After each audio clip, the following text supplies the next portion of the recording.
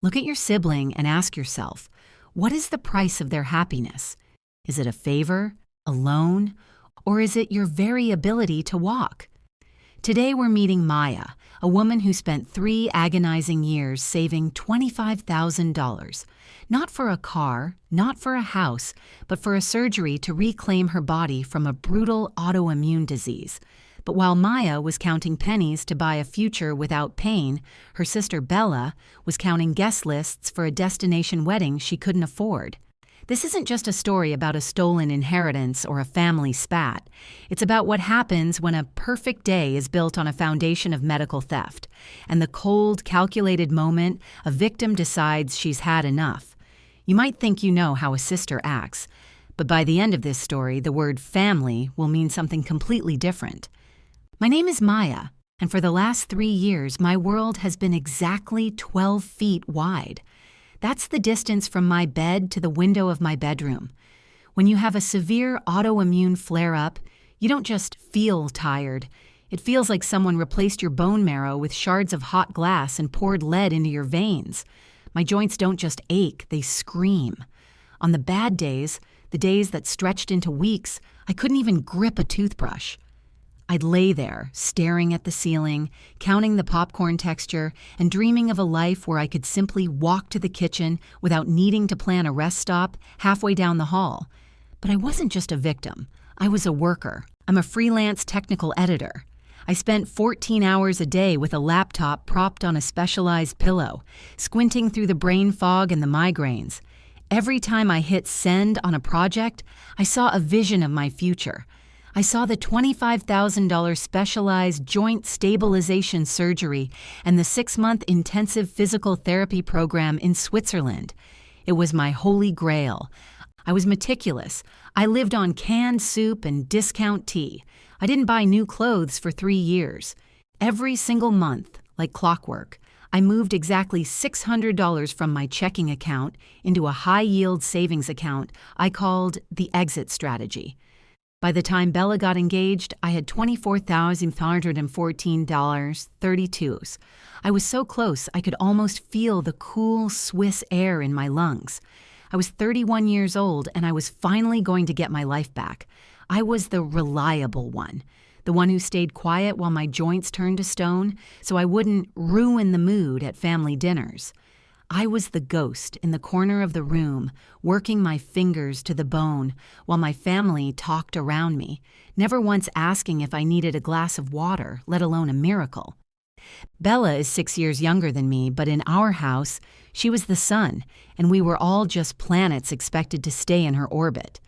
My parents always said, Bella has a big personality, which was just code for Bella gets what she wants so she doesn't throw a tantrum. While I was saving for the ability to walk, Bella was living a life of emergencies. There was the $1,200 transmission repair for her car that I paid for because she needed to get to work, even though she quit that job a week later. There were the $400 hair appointments because she had a branding crisis for her Instagram. My parents would look at me with those pleading eyes and say, Maya, you're so good with money, and you're not really going anywhere anyway. Could you just help her out this once? The most pathetic part? I did it. I gave because I thought it would buy me peace. 6 months ago, I had a specialist appointment 3 cities over. It was a 6-month wait to see this doctor. That morning, Bella burst into my room, sobbing. She had a bridal emergency. A local boutique was having a 1-day-only sample sale for the specific designer she wanted, and she couldn't handle the stress of going alone. She needed me to drive her because her anxiety was peaking. I looked at my cane. I looked at my calendar. Then I looked at her tear-stained face. I canceled my appointment. I spent 6 hours leaning against clothing racks, my hips burning like they were on fire, while she tried on 30 different shades of ivory. I even gave her $3,000 as an early wedding gift just to help her secure a venue she liked. I thought that would be enough to keep her hands out of my pockets. I thought, surely even Bella knows where the line is drawn. I was wrong. To Bella, there is no line. There is only what she wants and the obstacles in her way. And to her, my health wasn't a priority. It was an obstacle. The betrayal didn't come with a bang. It came with a quiet, digital void. It was a Tuesday morning. The weather was changing, and my body knew it before the barometer did. My knees felt like they were being crushed in a vice, and the familiar, terrifying numbness was creeping up my spine. This was it. The big flare-up. I dragged myself to the edge of the bed, my breath hitching in my throat, and reached for my phone. It was time. I was going to book the surgery. I was going to call the clinic in Switzerland and tell them to send the paperwork. I opened my banking app, my thumb hovering over the screen. I wanted to see that number, 24,514.32.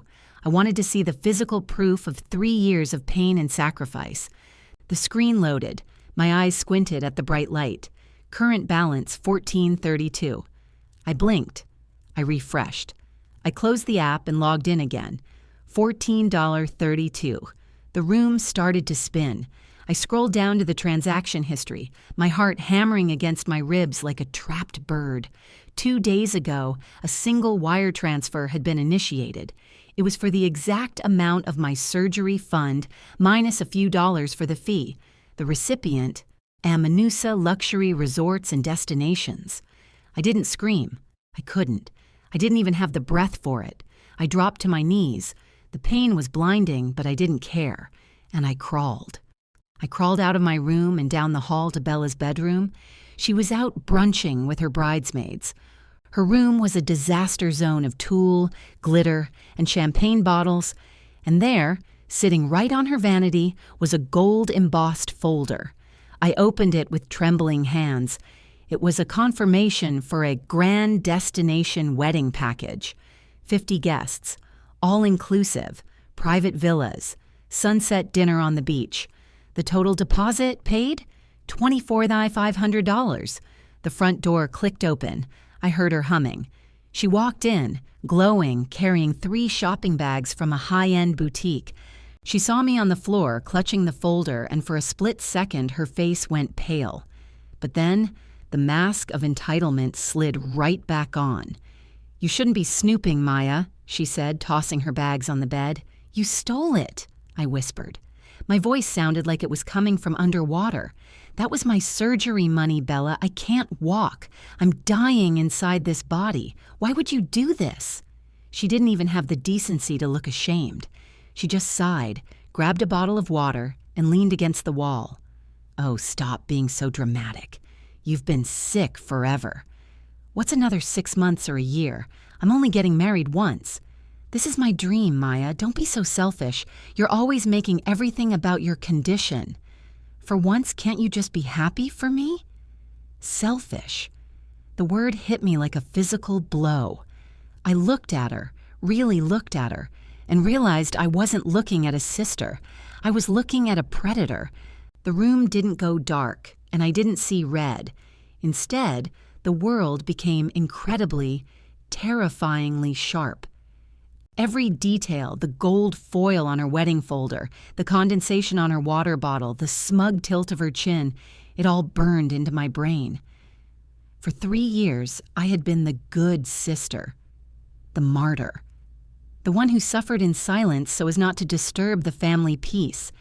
And in that 1 second, while she stared at me with that look of bored irritation, that version of me died. I realized that my empathy had been a weapon she used against me. She didn't see my sacrifice as love. She saw it as a weakness to be exploited. "You're right," I said. My voice was suddenly steady. The shaking in my hands stopped. "It's your dream. I was being selfish." Bella's eyes lit up. She actually looked relieved, as if she had just successfully managed a difficult child. "Exactly. I knew you'd understand. I'll pay you back, obviously. Once the wedding gifts come in, I'll start a payment plan or something." I let her believe it. I even let her help me back to my room. She hugged me, a quick, shallow hug that smelled of expensive perfume bought with my stolen time, and told me I was the best sister ever.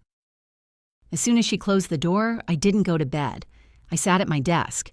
I didn't feel the pain in my hips anymore. The adrenaline had turned into a cold, numbing ice. I opened my laptop. I wasn't an editor anymore. I was an investigator. I checked the account details. My parents had insisted on a joint access clause for emergency medical oversight, which is how Bella, who had snooped the password months ago, had managed the transfer. But the account was still legally mine. The primary Social Security number was mine. The signature on the wire transfer? A clumsy forgery of mine. I didn't call our parents. I knew they'd tell me to keep the peace and not ruin Bella's life over a mistake. I didn't call the police yet either. I needed something more surgical. I needed to wait until the trap was set so perfectly that she couldn't wiggle out of it. I looked at the calendar. The wedding party was set to fly out in exactly 48 hours. The non-refundable window for the resort had just closed for her.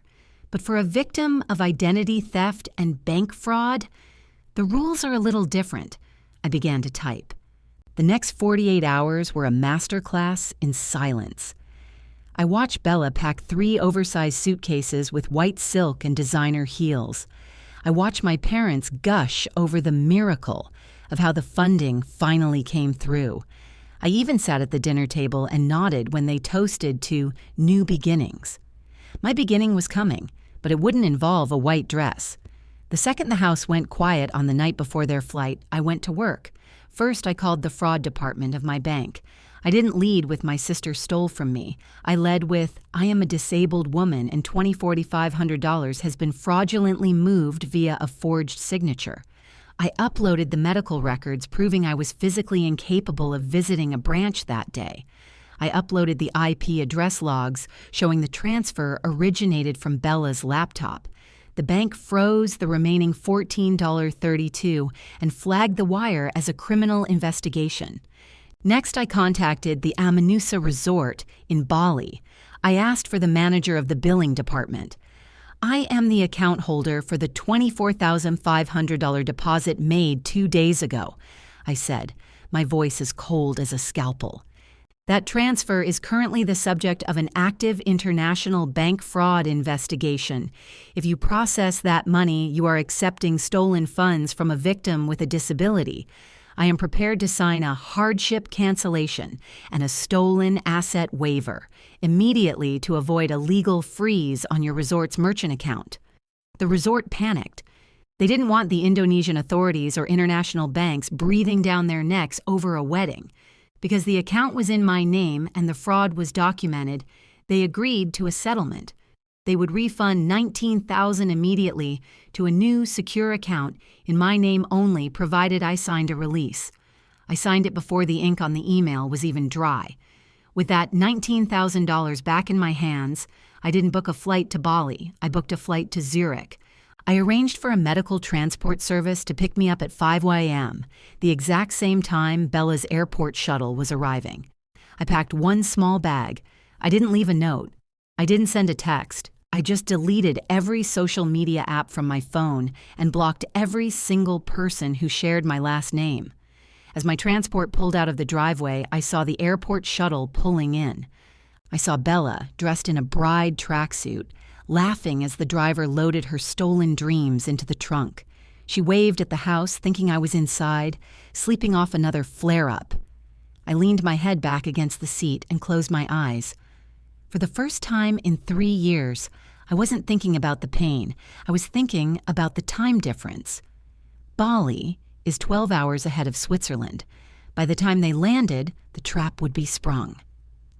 I spent my first night in the Swiss clinic wrapped in high thread count linens, listening to the muffled chime of a mountain stream instead of the sound of my own joints grinding together.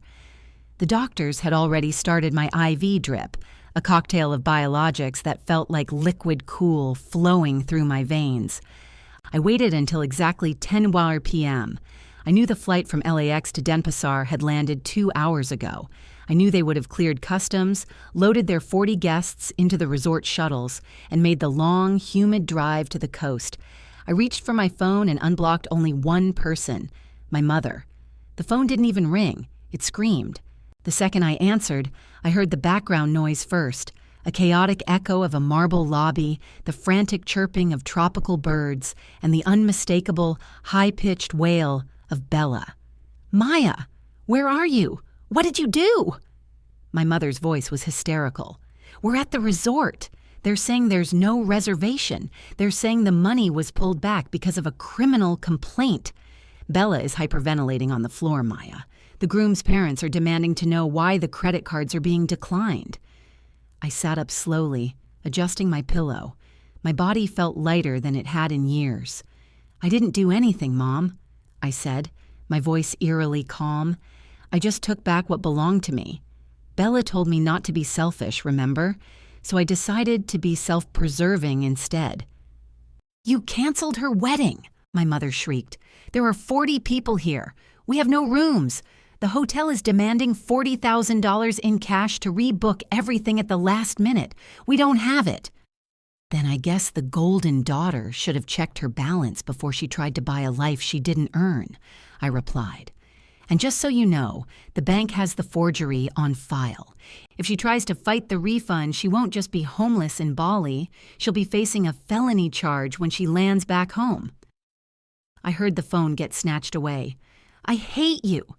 Bella's voice was a jagged mess of sobs. "You ruined my life. I'm standing here in front of everyone and I have nothing. No wedding, no money, nothing." "No, Bella," I said, and for the first time, I let a smile touch my lips. "You have exactly what you gave me for 3 years. You have your health, and you have the consequences of your own choices. Enjoy the view." I hung up and blocked her again, permanently. Later that week, I found out through a mutual friend that the groom's family had been so revolted by the medical theft story that they packed their bags and moved to a different hotel that same night. The groom broke up with Bella in the lobby. My parents had to take out a predatory emergency loan just to get everyone's flights home. As for me, I'm looking out at the Swiss Alps. Yesterday, for the first time in 1,000 days, I walked 10 steps without a cane. Every step felt like a victory. Every breath felt like justice. My sister wanted a destination wedding she didn't pay for.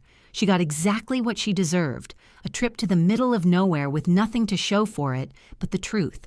I finally have my life back, and I didn't even have to steal it.